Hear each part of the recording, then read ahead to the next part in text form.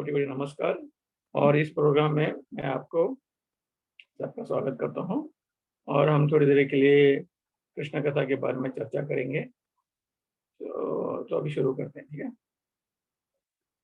जय राधा माधवा, जय कुंज बिहारी, जय राधा माधवा, जय कुंज बिहारी, जय गोपी जन वल्लभा, जय गिरिवरधारी, जय गिरिवरधारी, जय यशोदा नंदना, जय ब्रजजन रंजना, जय ब्रजजन रंजना, जय यमुना तीरवन चारी, जय कुंज बिहारी, जय यमुना तीरवन चारी, जय कुंज बिहारी, जय यमुना तीरवन चारी, जय कुंज बिहारी, जय यमुना तीरवन चारी, जय कुंज बिहारी, जय राधा माधवा, जय कुंज बिहारी, जय राधा माधवा, जय कुंज बिहारी, जय गोपी जन वल्लभा, जय गिरिवरधारी, जय गिरिवरधारी, जय यशोदा नंदना, जय ब्रजजन रंजना, जय ब्रजजन रंजना, जय यमुना तीरवन चारी, जय कुंज बिहारी, हरे कृष्ण कृष्ण कृष्ण हरे हरे, हरे राम राम, राम राम हरे हरे, हरे कृष्ण कृष्ण कृष्ण हरे हरे, हरे राम राम, राम राम हरे हरे, हरे कृष्ण कृष्ण कृष्ण हरे हरे, हरे राम राम, राम राम हरे हरे। जय श्री माता भगवान की जय, जय श्री महाविष्णु गोस्वामी महाराज की जय, श्रील प्रभुपाद की जय। हम आज का जो टॉपिक है वो है गंभीरता, मृत्यु के प्रति गंभीरता, उसके बारे में कुछ चर्चा करेंगे। तो चर्चा करने से पहले एक चीज हमको याद रखना है कि हर जीव जंतु, जो भी हो, आदमी हो, मनुष्य हो या प्राणी हो, उसका एक ही लक्ष्य है कि हमेशा आनंद में रहना है, आनंद की खोज में है, खुशी के खोज में, हैप्पीनेस, हमेशा खुशी रहना है। तो जो असल सच है, असल सत्य है कि आनंद या हमेशा खुशी वो सिर्फ आध्यात्मिक शरीर में संभव है, भौतिक शरीर में संभव नहीं है। भौतिक शरीर जैसे ही मिलता है, उसका मतलब है कि हम लोग का हृदय साफ नहीं है, अभी भी काफी क्लेश है हृदय में। हृदय क्यों बोलते हैं, बाद में बोलते हैं, बाद में चर्चा करेंगे इस बारे में। तो हृदय साफ न होने से हम लोग जो नीचे वाले गुण हैं, लोअर मोड्स, मटेरियल मोड्स, भौतिक गुणों के बीच में फंसकर, उसके जाल में फंसकर हमको बार बार बार जन्म लेना पड़ता है। तो ये है मूल कारण, हम क्यों जन्म लेते हैं। और लेकिन हमको आनंद भी लेना है, हमेशा सुख चाहिए। तो पहले बात तो हमको एकदम साफ तरीके से समझना है कि वो संभव नहीं है, इस भौतिक शरीर में संभव नहीं है। तो हमें दुखों का जो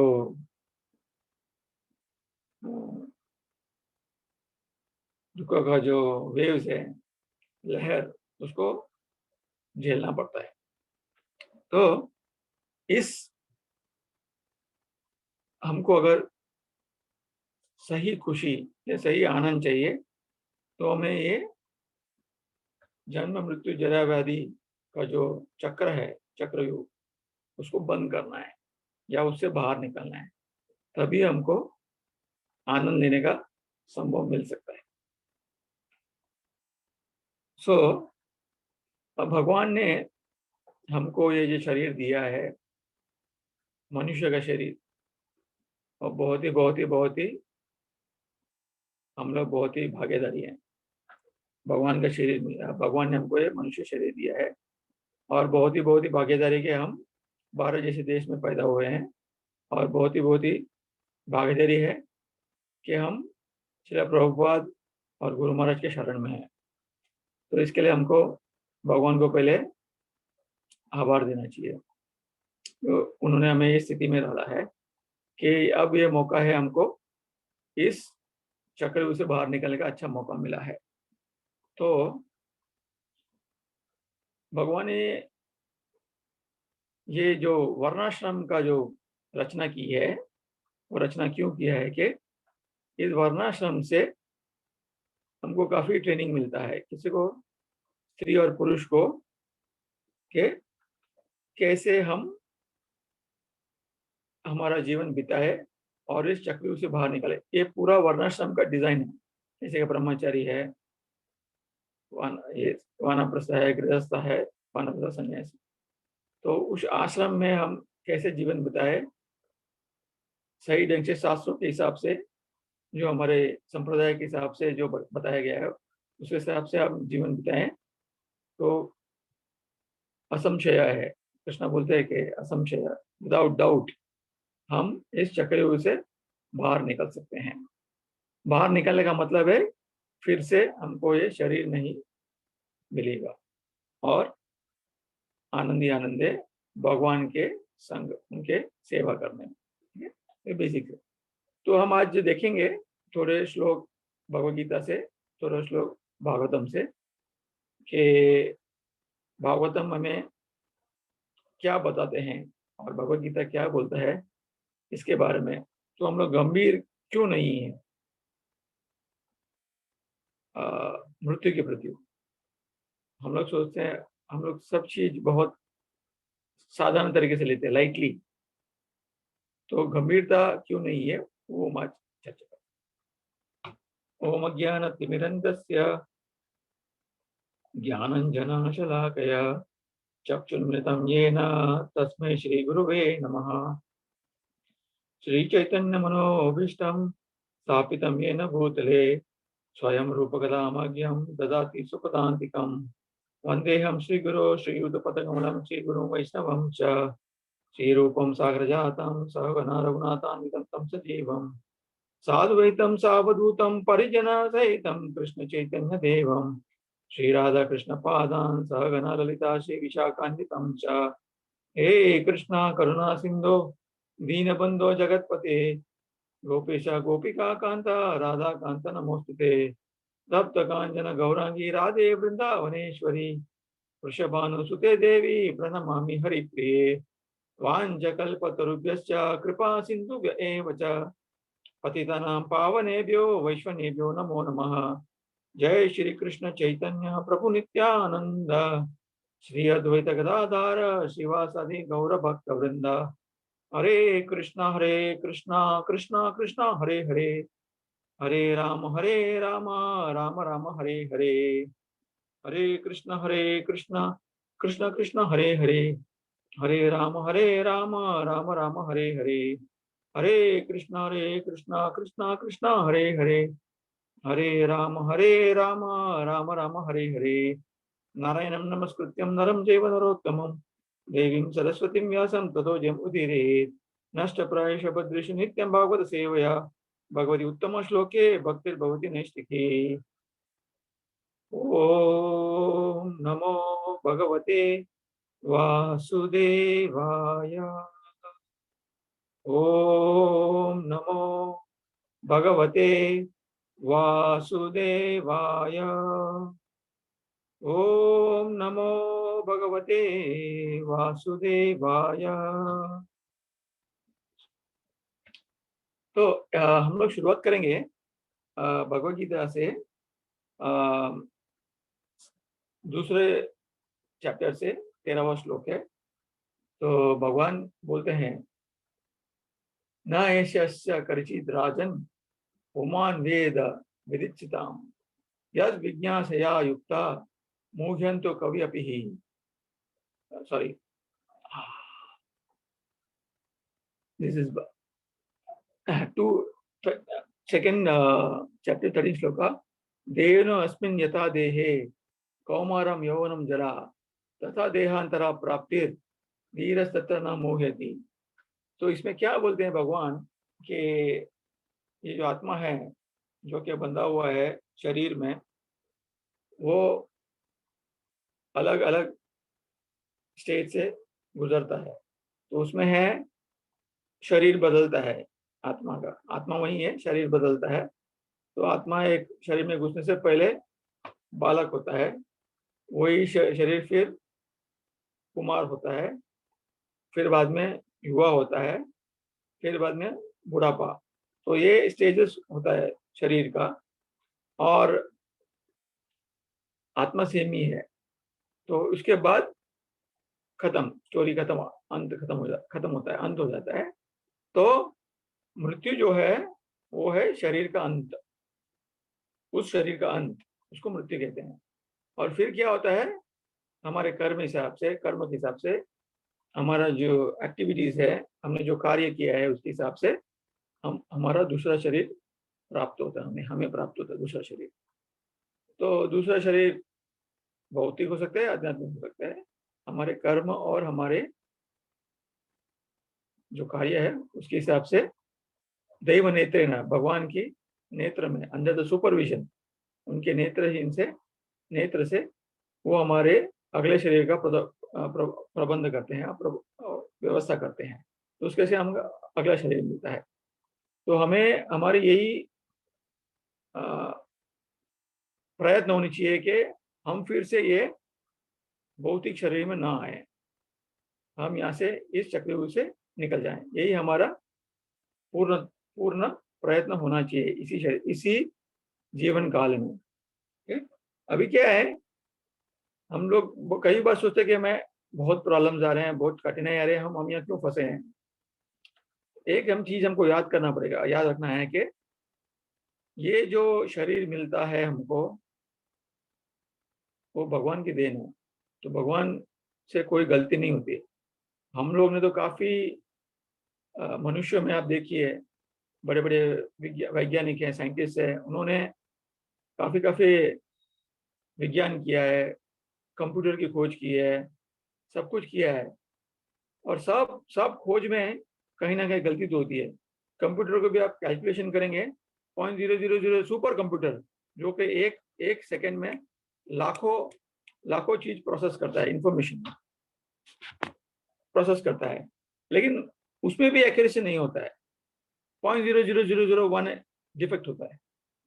लेकिन भगवान का जो है, कृष्ण भगवान का जो रचना है, उसमें कोई डिफेक्ट नहीं है, परफेक्ट। मतलब हमको जो शरीर मिला है, हम जो भुगत रहे हैं, खुशी या दुख जो भी है, वो परफेक्टली बैलेंस्ड है। तो उसमें कोई असंशय, शक या संदेह नहीं होना चाहिए कि हम लोग को क्यों ये मिला है, हम क्यों यहाँ फंसे हुए हैं इस जंगल में, या हम लोग को क्यों इतना दुख दुख आ रहा है, इतना सुख क्यों आ रहा है, या दूसरे को काफी सुख आ रहा है, हम सोचे यार वो इतना ये काम कर रहा है, गलत काम कर रहा है, वो बहुत सुखी है, बहुत कमा रहा है ये। तो ये एक्चुअली हमारे समझ के बाहर है। तो क्योंकि ये जन्म जन्म जन्म का हम लोगों ने करोड़ों करोड़ जन्म लिया है, और इस मनुष्य जन्म बाद में प्राप्त हुई है। तो ये जन्म तो इतना गंभीरता क्यों होनी चाहिए इस जन्म में? अभी आप देखेंगे, गंभीरता की बात लेते हैं, मृत्यु के बारे में गंभीरता, ये बोलेंगे कि सब लोग तो जीने के बारे में बात करते हैं, ये इस्कॉन में और ये लोग हमेशा मृत्यु की बात करते हैं, हमेशा मृत्यु की बात करते हैं। तो ये क्या है, मृत्यु मृत्यु क्यों बोलते हैं? अभी आपने देखा, ये तो अभी एग्जाम सीजन चल रहा है, अभी 12वीं का एग्जाम, 10वीं के एग्जाम सब आ जाएगा। सब लोग कितने गंभीर होते हैं, विद्यार्थी नहीं, उनके माँ बाप भी बहुत गंभीर हो जाते हैं, उनके माता पिता भी। गंभीरता, एग्जाम, तो ये 12th का एग्जाम है, तो उतना गंभीर क्यों होते हैं? वो एक परीक्षा है, तो परीक्षा में रिजल्ट्स आने वाले हैं, परिणाम, तो वो गंभीर हो जाते हैं। गंभीर क्यों होते हैं? कि परिणाम, जो उनका जो एग्जाम्स है, परीक्षा है, उसके बाद परिणाम मिल जाता है हाथ में, 68%, 100%, 50%, जो भी है मिलता है। लेकिन ये जीवन का जो एग्जाम है, परीक्षा है, उसमें परिणाम हमको पता नहीं चलता क्या है, वो भगवान के हाथ में, वो परिणाम को देते नहीं है। तो इसके लिए हमको गंभीरता नहीं आती है, हम लोग समझ नहीं पाते हैं कि इसका क्या परिणाम हो। हम लोग जो हमारा जो जीवन में जो हम लोग डेली कार्य कर रहे हैं, इसका परिणाम क्या होगा, ये हम सोच नहीं सकते हैं, इमेजिन नहीं कर सकते हैं। तो उसके कारण क्या होता है, हम लोग की जो मृत्यु के प्रति जो गंभीरता है वो नहीं आती है। अगर वही आप बोलो कि अब ये लाइफ के बाद, इस जीवन के बाद आपको कुत्ता का शरीर मिलने वाला है, बोल दिया, अनाउंस कर दिया, तो गंभीरता आने की थोड़ा चांसेस है। और एक बोल दिया कि आप वैकुंठ जाने वाले हैं, फिर छोड़ देंगे, कुछ नहीं, भक्ति की सब छोड़ देंगे, बोले वैकुंठ तो जाने वाला पता चल गया है। तो गंभीरता के प्रति, मृत्यु के प्रति हमारा गंभीरता नहीं रहेगा। तो एक बड़ा रहस्य है जो कि भगवान ने अपने पास रखा हुआ है, जो कि उन्होंने हमको नहीं बताया। अभी हर एक चीज हम खरीदते हैं ना, दवा खरीदिए या जो भी चीज मार्केट से खरीदते हैं, प्रोडक्ट्स हैं, तो उसमें मैन्युफैक्चरिंग डेट लिखा होता है, इस दिन को बनाया गया है, इस तारीख को बनाया गया है, और उसका एक्सपायरी डेट भी होता है। लेकिन ये जो प्रोडक्ट है, ये देह है, जो भी है भगवान ने बनाया, उसका एक्सपायरी डेट पता नहीं है, वो उसका नो एक्सपायरी डेट है, लेकिन कब है वो पता नहीं है। ये सबसे बड़ा रहस्य है, भगवान की सृष्टि है ये, भगवान की क्रिएशन, रचना है ये, कि एक्सपायरी डेट कभी नहीं बताते हैं, और किसका कब एक्सपायरी डेट है वो भी पता नहीं है। ये नहीं है कि मैं 20 साल का लड़का हूँ तो और 60 साल जीऊंगा, कुछ पता नहीं है। हम लोग वही रोड से जाते हैं, सब लोग, 20 साल का आदमी, 60 साल का आदमी, वही रास्ते से जाते हैं, वही रास्ते पे किसका भी एक्सीडेंट हो सकता है, दुर्घटना, तो कुछ भी हो सकता है। तो उसके कर्म के हिसाब से है, उसके हिसाब से भगवान निश्चय करते हैं। तो इसके कारण क्या होता है, हम लोगों को गंभीरता नहीं आती है मृत्यु के प्रति। अभी आ,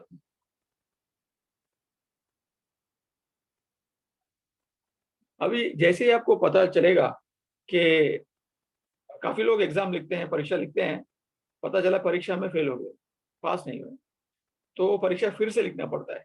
तो उसमें कितनी वेदना होती है, कितनी वेदना है, फिर से वही एग्जाम लिखो। इंजीनियरिंग में काफी कॉमन है, मतलब बहुत ही साधारण है कि फेल होते हैं काफी लोग, इंजीनियरिंग और प्रोफेशनल कोर्सेज में काफी लोग फेल है। उसको वापस से लिखना एक बहुत बड़ा कठिन समस्या है। फिर से पढ़ो और बाकी के सब्जेक्ट्स पढ़ो। तो ये यही यही समस्या है, और यही सिचुएशन है हमारी शरीर के प्रति भी। फिर से यही शरीर में आना है, फिर से ये जन्म मृत्यु जरा व्याधि का चक्कर फिर चलना है। तो हमको इसको रोकना चाहिए, रोकने का कोशिश होना चाहिए। वो कैसे करेंगे वो हम लोग देखते हैं। तो अभी काफी चर्चा चल रही है Art of Living programme, Art of Living में सिखाते हैं कि कैसे क्या करना है, कैसे जीना है, कैसे प्राणायाम करना है, कैसे किसी के प्रति व्यवहार करना, सब सिखाते हैं आर्ट ऑफ लिविंग में। लेकिन प्रभुपाद और महाराज ने आर्ट ऑफ लिविंग सिखाया है। आर्ट ऑफ लिविंग अलग है, आर्ट ऑफ लिविंग LEAVING, कैसे छोड़ना है, Art of living. Art of living is okay, art of living, art of living, living जो जीना है वो हमारे हाथ में। हम भक्ति करें या कर्मी का जीवन बिताए या और कोई जीवन बिताए, ये हमारे हाथ में। आर्ट ऑफ लिविंग, शरीर छोड़ना है, वो भगवान के हाथ में, हमारे हाथ में नहीं है वो। तो वो एक पकड़ भगवान के हाथ में। तो आर्ट ऑफ लिविंग अगर हमने सही तरीके से जिया, आर्ट ऑफ लिविंग हमारा सही रहा, तो आर्ट ऑफ लिविंग हमारे लिए बिल्कुल इजी हो जाएगा। तो ये बहुत इंपॉर्टेंट पॉइंट है कि art of living and art of living.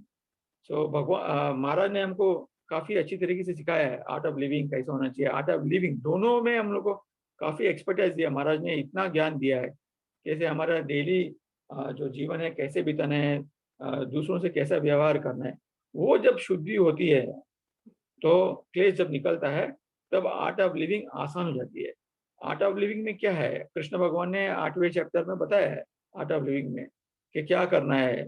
कि जब आपकी मृत्यु का समय आ गया है, तो जब आप शरीर छोड़ रहे हैं, तो कृष्ण भगवान की स्मरण करना है या कृष्ण भगवान के सुनना है, स्मरण या चिंतन या श्रवण करना है, कुछ भी कीजिए, सबका परिणाम एक ही है।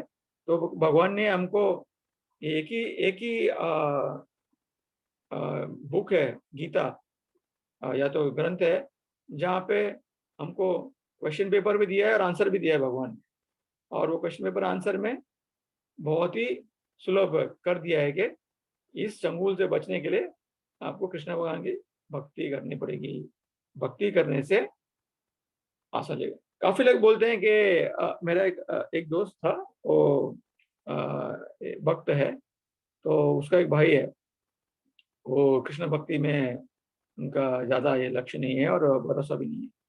तो वो हमेशा बोलता है कि आप लोग क्या करते हैं, हमेशा ये जप कर रहे हैं, हमेशा ये कर रहे हैं, क्यों कर रहे हैं। तो उन्होंने बोला कि हमारे दोस्त ने बताया कि ऐसे करने से भगवान ने बताया कि अंतिम समय में आप मुझे याद करें या मेरे स्मरण करें, जो भी करें, तो आप फिर से यहाँ पैदा नहीं होंगे, आपको फिर से यहाँ दुखालय में वापस प्रवेश नहीं करना पड़ेगा।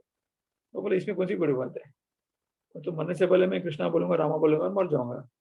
लेकिन वो बोलते हैं, लेकिन उनको पता नहीं कि जो कृष्णा रामा बोलना है, वो भगवान चाहेंगे तो ही हम सोच सकेंगे उनको। महाराज के, हमारे राजकोट के जो विद्यार्थी हैं, प्रहलाद महाराज है स्कूल के, उन्होंने अच्छा एक, you can remember Krishna if only Krishna remembers you. तो अंतिम समय में हमको कृष्णा को याद करना है, तो कृष्ण भगवान हमें याद करना चाहिए। और हमें याद तब करेंगे जब हम हमारा व्यवहार, हमारी भक्ति जो हमने किया है पूरे आर्ट ऑफ लिविंग में, जीवन में बिताया है, उनके प्रति सतत हो और प्रीतिपूर्वक हो। ये होने से क्या होता है, कृष्ण भगवान हमेशा हमारे बारे में, उनको ज्यादा चिंतन है हमारे बारे में कि ये जो मेरे बच्चे हैं वो वापस मेरे पास आ जाए और मृत्यु लोक में ना तड़पे। तो ये भगवान की इच्छा है, लेकिन हम लोग ये समझ नहीं पा रहे हैं, क्योंकि हमको भगवान के बिना आनंद में रहना है। और आनंद का ये बड़ा प्रॉब्लम है, आनंद लेना है कहाँ, ये मृत्यु लोक में आनंद लेना है हमको, जो कि नामुमकिन है। ठीक है। तो 1914 एक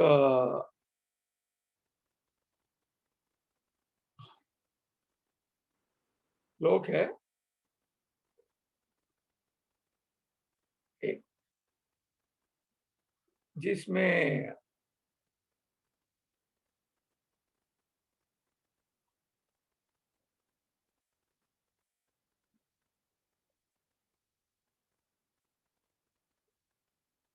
हाँ, हाँ, तो ये है भीष्म पितामह। भीष्म पितामह का एक छोटा सा एक श्लोक है भागवतम में, 1916, एक फर्स्ट स्कंद 9वां अध्याय और 16वां श्लोक। नाही अस्य कर्षित राजन पुमान वेद विदित्सितम यद विज्ञासया युक्ता मुह्यंती कवयोपि ही। क्या बोल रहे हैं? वो राजा, भगवान कृष्ण का जो योजना है वो किसी के समझ में नहीं आता है। हाँ, काफी काफी बड़े ज्ञानी हैं, वैज्ञानिक हैं, वो काफी पूछताछ करते हैं इसके बारे में, बट उसके उसके बावजूद भी वो एकदम बेविल्डर्ड, मतलब चमत्कार, उनको समझ में नहीं आ रही कृष्णा का प्लान क्या है। तो ये खुद बोल रहे हैं, कौन बोल रहे हैं? भीष्म पितामह बोल रहे हैं। वो क्या बोल रहे हैं कि उन्होंने समझाया ये युधिष्ठिर महाराज को कि बड़े बड़े देवता हैं, जैसे शिव भगवान है, ब्रह्मा जी है, उनको भी कृष्ण भगवान की योजना की समझ में नहीं आई, तो हम तो कुछ भी नहीं है। तो भगवान की योजना जो है, ये मृत्यु के बारे में योजना की बात हो रही है, उनका प्लान है, किसी को समझ में नहीं आता क्यों, क्या हो रहा है, कैसे हो रहा है करके। इसका उदाहरण है आ, आ, परीक्षित महाराज की कहानी में उदाहरण आप देंगे आपको, वो हम लोग देखेंगे कैसे क्या हो रहा है उसमें।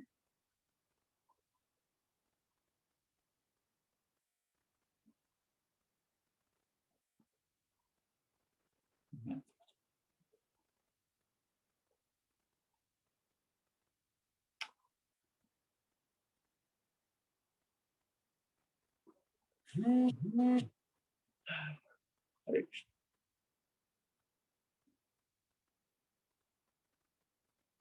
एक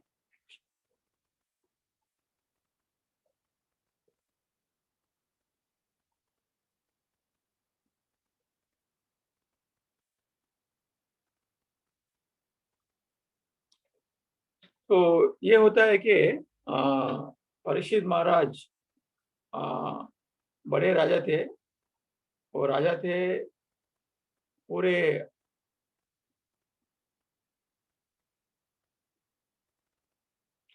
पूरे विश्व का, तो विश्व के राजा थे वो। तो वो गए थे जंगल में एक बार हंटिंग करने के लिए। तो करते करते उनको बहुत प्यास लगा था, तो शामिका ऋषि के वहाँ आश्रम में गए थे। तो उनको उस दौरान वो ऋषि ऋषि ने उनको आदर नहीं किया, और वो आश्रम में रुके हुए थे, खड़े रहे थे कि वो तप में थे ऋषि, कि कब ये अपनी आंखें खोले और उनका स्वागत करें, क्योंकि वो तो बड़े महाराज थे। तो उन्होंने उनकी तो रुके उनके लिए, लेकिन ये ऋषि एकदम ही तप में तपस्या कर रहे थे, तो उनकी आंख खुली नहीं। तो उस दौरान परीक्षित महाराज को गुस्सा आ गया। तो उन्होंने वहां पे एक मरा हुआ सांप था, वो अपने जो बाण है उसके मुख से लेकर ऋषि के कंधे में वो सांप को रखकर वहां से निकल पड़े। और जैसे वो वापस जा रहे थे, तो उनको थोड़ा बुरा लगा कि उन्होंने ये क्यों किया, ये सही नहीं किया कि उन्होंने ऋषि के कंधे में गले में वो सांप रख मरा हुआ सांप रखे। तो ऋषि के जो पुत्र थे श्रृंगी, वो आए और उन्होंने देखा, और क्रोधित होकर उन्होंने शाप दे दिया। शाप देकर वो कहे कि 7वें दिन, यहाँ से 7 दिन है, 7वें दिन को ये नाग पक्षी तक्षया वो काट कर परीक्षित महाराज की मृत्यु हो जाएगी, उन्होंने साथ दे दिया। तो जैसे जैसे वो वापस जब अपने राज्य पहुंचे, तो उन्होंने इस घटना उनको उनको सूचना मिली कि आपको श्राप मिला है, कि आप 7वें दिन में या आज के 7वें दिन में पक्षी सांप के पक्षी काटने से आपकी मृत्यु हो जाएगी। तो प्रभुपाद ने लेके एक खुशखबरी मिली महाराज परीक्षित महाराज को। तो मृत्यु की खबरी कभी खुशखबरी नहीं होती है, लेकिन इसको खुशखबरी, गुड न्यूज लिखा है उन्होंने ट्रांसलेशन में। तो जैसे ही ये खबर मिली उनको, तो परीक्षित महाराज ने उसको विरोध करने या माफी मांगने वो ऋषि के पास नहीं गए, स्वामी के ऋषि के पास नहीं गए। उन्होंने ये शाप को स्वीकार कर लिया, क्योंकि ये है, उनको समझ में आ गई कि ये भगवान का योजना है, भगवान की योजना है, कृष्णा's प्लान। उन्होंने बिना कुछ कहे इसका पूरी तरीके से उन्होंने स्वागत किया, एक्सेप्ट कर लिया। एक्सेप्ट करके वो अपना पूरा त्याग दिया उन्होंने, अपना जो राज्य है त्याग कर वो चले गए गंगा के तट में। 7 दिन बाकी थे उनके, तो गंगा, क्योंकि उनको अभी एक्सपायरी डेट पता चल गया उनको, तो वो बहुत भाग्यशाली है कि उनको एक्सपायरी डेट पता चल, लेकिन किसी को पता नहीं। लेकिन वो तो भक्त थे, तो भक्त को एक्सपायरी डेट से कुछ इतना चिंतित नहीं होना चाहिए। अगर आप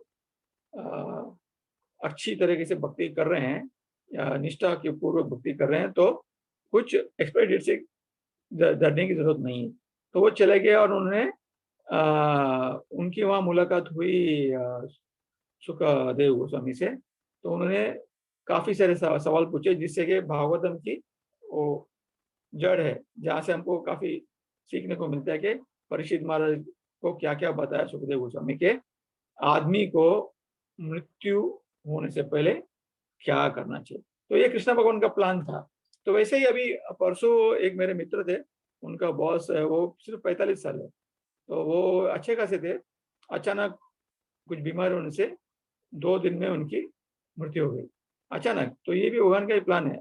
और काफी लोग हैं जिनको बहुत सालों से जिनको बीमारी है, लेकिन अभी भी जीवित है और अच्छा खासा उनका जीवन चल रहा है।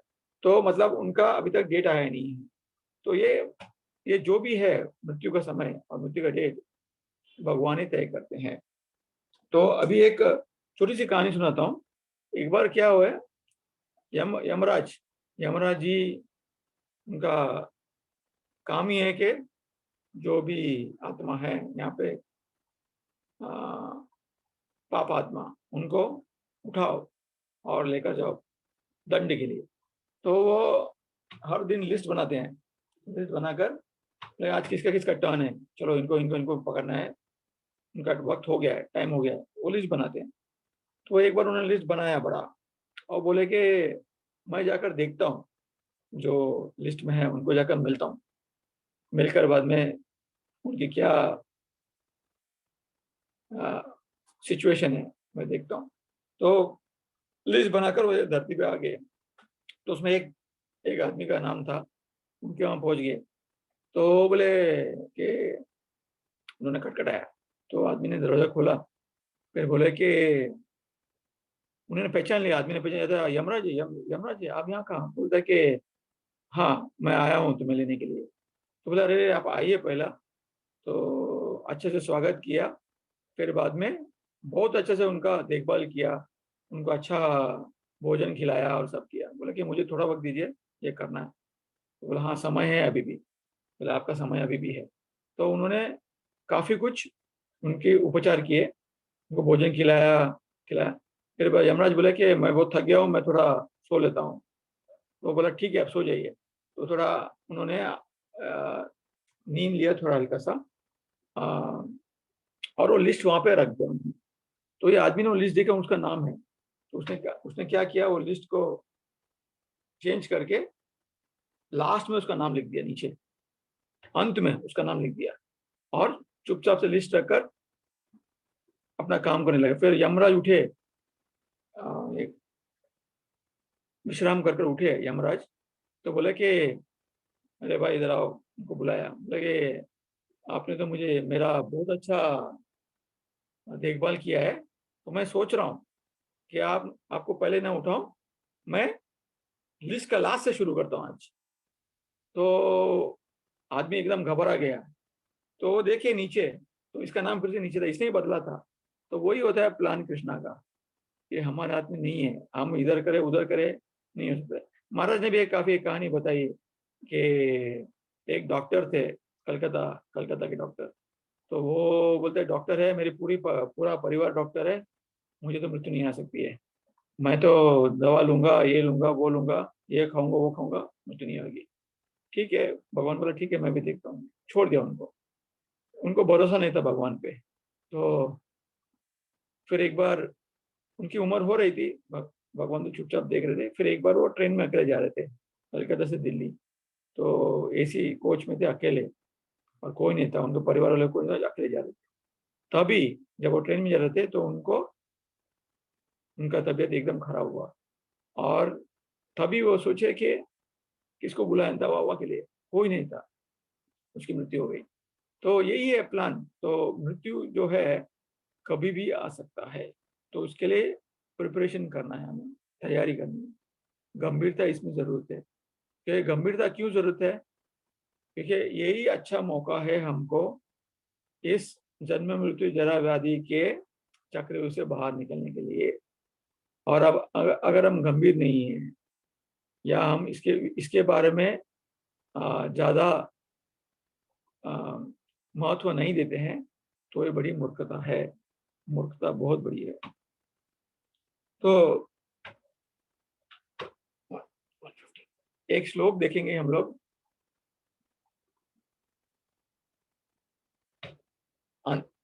श्रीमद् भागवतम से दूसरा अध्याय, पहला दूसरा स्कंद, पहला अध्याय, 15वां चैप्टर। अंत काले तु पुरुषा आगते गता साधवसः चिंत्याद संग शास्त्रेण स्फुरां देहे अनुयेत चाम। हमारे जीवन के अंतिम क्षण में हमको धैर्य होना चाहिए, बोल्ड, और मृत्यु से डरना नहीं चाहिए हम लोग, ये बताते हैं। हाँ, और हमारा जो भी संबंध है इस शरीर के जो भी संबंध है, हाँ, उसको पूरा काट कर निकाल देना चाहिए। शरीर के साथ जो भी संबंध है, शरीर मतलब शरीर के साथ मतलब परिवार के जो लोग हैं उनके साथ, सबके लिए ये लागू है। उनको छोड़ना चाहिए, इसके साथ हमको काटना चाहिए। जैसे जैसे हम संबंध रखेंगे तो भय बढ़ता है, संबंध के थ्रू भय आता है कि मेरे बच्चों का क्या होगा, मेरे पत्नी का क्या होगा, मेरे पिता का क्या होगा, ये भय रहता है। तो जैसे हमको पता है, जैसे हम पैदा हुए, हम लोग ने 2.2 सेकेंड चैप्टर दूसरा अध्याय 13वां श्लोक में पढ़ा था कि सबको टेम्पररी है।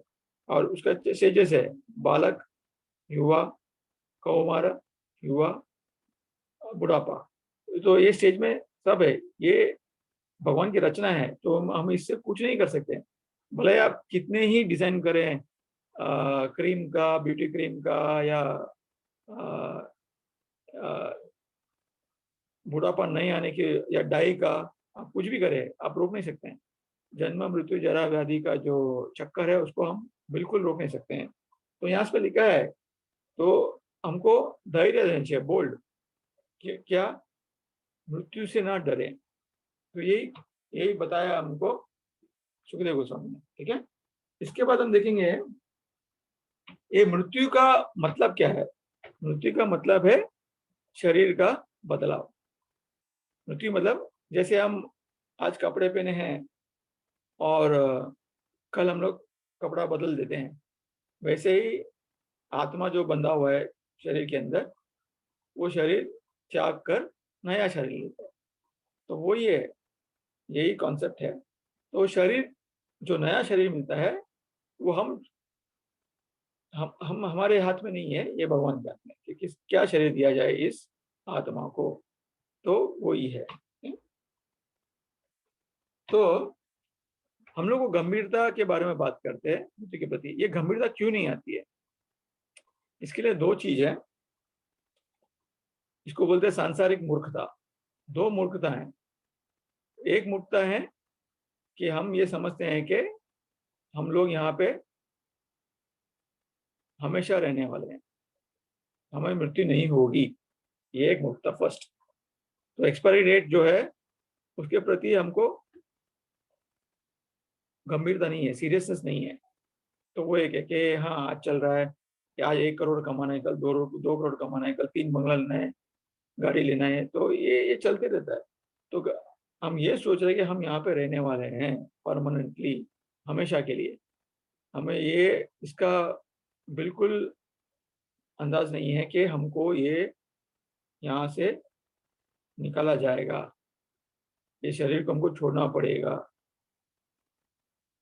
तो टेम्पररी नेचर, जो टेम्पररी नेचर है वो हमारे मन में नहीं है। और दूसरा है कि मरने के बाद दूसरा शरीर मिलेगा, इसकी भी जानकारी नहीं है। ये दो दो मूर्खता के कारण हम लोग यहाँ पे फंसे हुए हैं चंगुल में। तो इसके बाद क्या शरीर मिलेगा, अगर हमको एक आइडिया हो तो हमारी गंभीरता भक्ति के प्रति, मृत्यु के प्रति जरूर बढ़ेगी। तो दो, जैसे मैं बताया, एक है हमारी ये समझ है कि हम यहाँ हमेशा रहने वाले हैं, और दूसरी ये समझ है कि मृत्यु के बाद दूसरा कोई जीवन नहीं है। तो मजा करो, इस मृत्यु में जितना मजा करना है मजा करो। मजा मतलब भौतिक भौतिक आनंद, आनंद लो। तो भौतिक आनंद से और हम गहरे फंस जाएंगे जन्म मृत्यु जरावादी के चंगुल में। तो ये दो चीजें। अच्छा, अभी हमको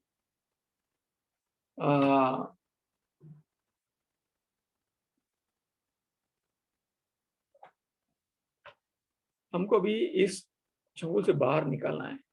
तो कैसे निकलेंगे? तो मन की अवस्था बदलनी पड़ेगी। माइंड बोलते हैं, माइंड, मन मतलब माइंड। तो प्रभुपाद ने लिखा है कि हमारा जो हृदय है वो क्लेश से भरा हुआ है, गंदगी, बहुत गंदा है।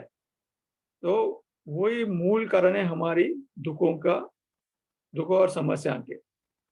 गंदा हृदय, मन तो इधर है लेकिन गंदा हृदय, इसका कनेक्शन क्या है? ये जो मन है, मन के दो चीज होते हैं, एक तो सॉफ्टवेयर, एक हार्डवेयर होता है। यहाँ जो है वो हार्डवेयर है, सॉफ्टवेयर है यहाँ पे। आत्मा परमात्मा दोनों हृदय में है। आत्मा को कवर किया है, घेर लिया है किसने? मन ने, अहंकार ने और बुद्धि ने। सूक्ष्म इंद्रिय है ये जो है सूक्ष्म, जो आंख में दिखा नहीं पड़ते, सूक्ष्म इंद्रिय बोलते हैं। ये इंद्रिया सूक्ष्म इंद्रिया है। तो ये गहरा, ये तीन ने हमारे आत्मा को कवर कर लिया है पूरा। ठीक है। तो मन में जितना जितना जितना गंदे विचार, विचार मतलब माइंड है, और माइंड इधर है हमारा। तो जब तक हम इसको सफाई नहीं होगा, हमको फिर से आना पड़ेगा शरीर के लिए। और जब ये साफ नहीं होगा मन या हृदय, तब तक हमको गंभीरता नहीं आएगी मृत्यु के प्रति। ये हमको बहुत ही अच्छी तरीके से समझना पड़ेगा। ठीक है।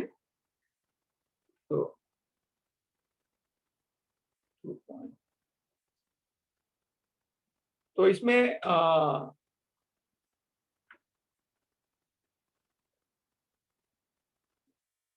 एक अच्छे से सवाल पूछते हैं परीक्षित महाराज। राजोवाचा यथा संधार्यते ब्रह्मन् धारणा यत्र सम्मता यादृशी वा हरे दासु पुरुषस्य मनोमलम। तो बोलते हैं, इसमें ट्रांसलेशन में प्रभुपाद जी ने लिखा है, भाग्यशाली परीक्षित महाराज वो पूछते हैं सवाल, ओ ब्राह्मण, मुझे पूरी तरीके से आप बताइए कि हमको मन को कैसे काम पे लगाना है जिससे कि जो गंदी चीज है हमारे हृदय में या मन में, वो उसको निकाल पाएंगे। तो ये चीज परीक्षित महाराज पूछ रहे हैं सुखदेव गोस्वामी से। तो इसमें तो ये सवाल पूछ रहे हैं परीक्षित महाराज सुखदेव गोस्वामी से कि हम मन मन से कैसे गंदी चीज निकाले। जो मन जो है, मैं बोला आपको, यहाँ पे उसका स्थान यहाँ है, उससे गंदगी कैसे निकले, हृदय को साफ करना पड़ता है। तो वो बोलते हैं कि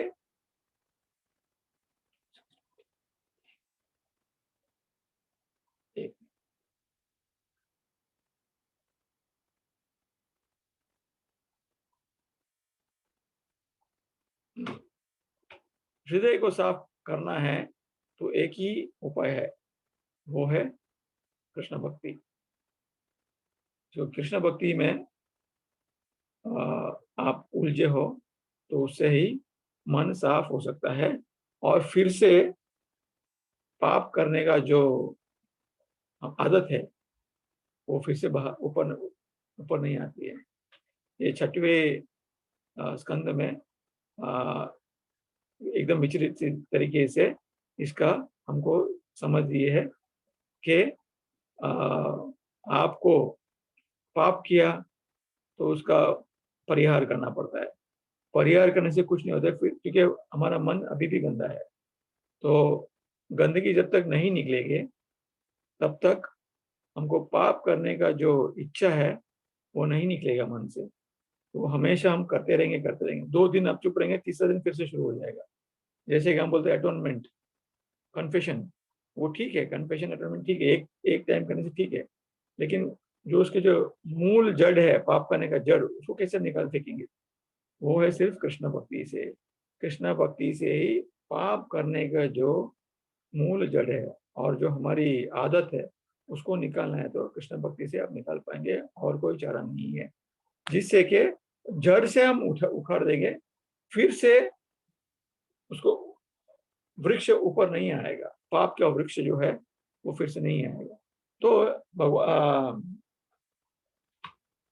जो है क्लाइमैक्स बोला है, बताया है प्रभुपाद ने क्लाइमैक्स के, ये श्लोक है 2.6.20, दूसरा अध्याय छठवा, दूसरा स्कंद छठवा अध्याय 20वां श्लोक।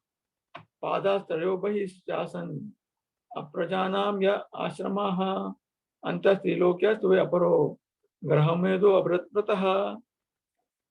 तो बोलते हैं कि जो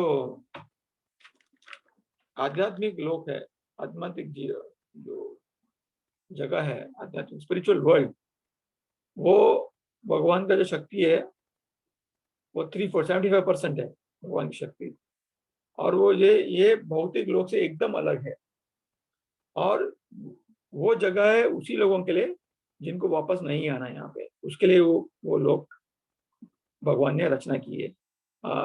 और जो यहाँ पे है भौतिक लोक में, जो कि बहुत ही सांसारिक जीवन में बंद है एकदम, हाँ, और जो कभी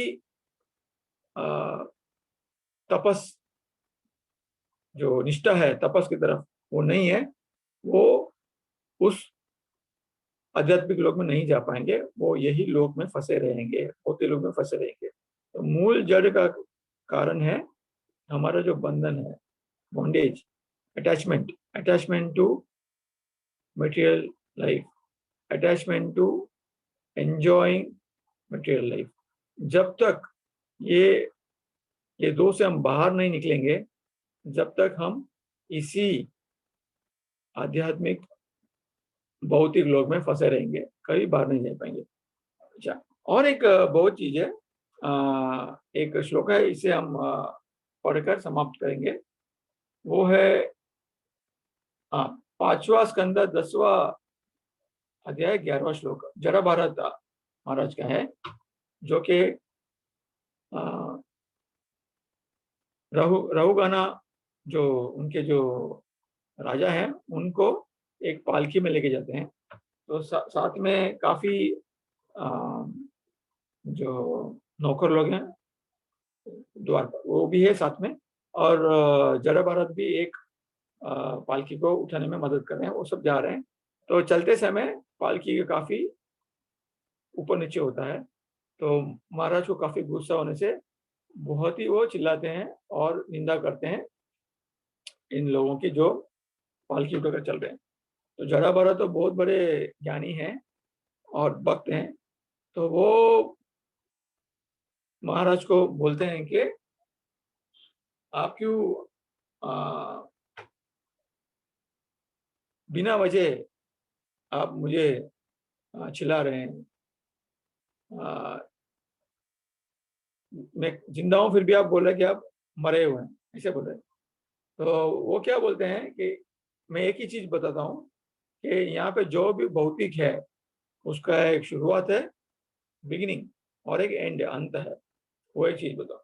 और दूसरा है कि आप राजा है, मैं नौकर हूं आज। तो ये जो पोजीशन है ये भी टेम्पररी है, टेम्पररी मतलब परमानेंट नहीं है, टेम्पररी, और ये बदल भी सकता है। तो दो चीज है इस जो श्लोक है, उससे दो चीज बहुत ही उभर कर आता है। एक है कि जैसे ही हम भौतिक लोक में आए हैं तो हमारा ये जीवन का शुरुआत है और एक अंत है, ठीक है। और दूसरा चीज है, यहाँ पे जो भी चीज है उसका पोजीशन कभी भी बदल सकता है। Nothing is permanent, it's all temporary. आज हमारे पास पैसा है, कल हम भिखारी बन सकते हैं। तो ये दो चीज जरा भारत समझाते हैं रघुगना राजा को। उनकी आंखें खुल जाती है और उनके बाद उनके काफी सारे वार्तालाप होते हैं। तो हमने आज देखा कि गंभीरता मृत्यु के प्रति क्यों नहीं होती है, क्योंकि हमको परिणाम पता नहीं है, परिणाम का क्या होगा पता नहीं है। दूसरा चीज, हम सोच सके हम हमेशा रहने वाले हैं, हमारी कोई मृत्यु नहीं है। और हम स्मशान में जाते हैं तो स्मशान वैराग्य आता है कि हम दूसरे घरे पापा कितना बेचारा मर गया, ऐसे बोलते हैं। हमें ये पता नहीं कि हम उसी स्थिति में कभी भी आ सकते हैं। तो ये जो रहस्य है भगवान के हाथ में है। तो हमको अगर ये गंभीरता आनी है मृत्यु के प्रति, तो हर पेज है भागवतम में, और महाराज का एक फेमस कोट है, मुझे जाना है, वो हमारे मन में हमेशा रखना है। और इसी तरह से हमारा व्यवहार होना चाहिए हमारे हर दिन के जीवन में। इससे हमको मृत्यु के प्रति गंभीरता आएगी और अभय भय की तरफ हम नहीं घबराएंगे। भय नहीं होगा हमारे मन में। हमें पता है कि जो भी चल रहा है, ये ड्रामा चल रहा है, सब टेम्पररी है। तो इसके साथ ही हम आज का क्लास का समाप्त करें। कुछ प्रश्न हो तो मुझे पूछिए। हरे कृष्णा।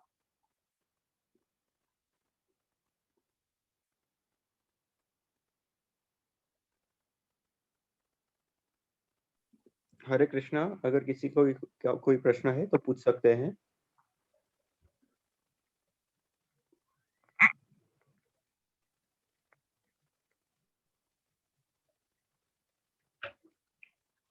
आई थिंक प्रभु जी किसी का कोई प्रश्न नहीं है, तो अब हम ये लेक्चर की पूर्णाहुति की तरफ आगे बढ़ते हैं।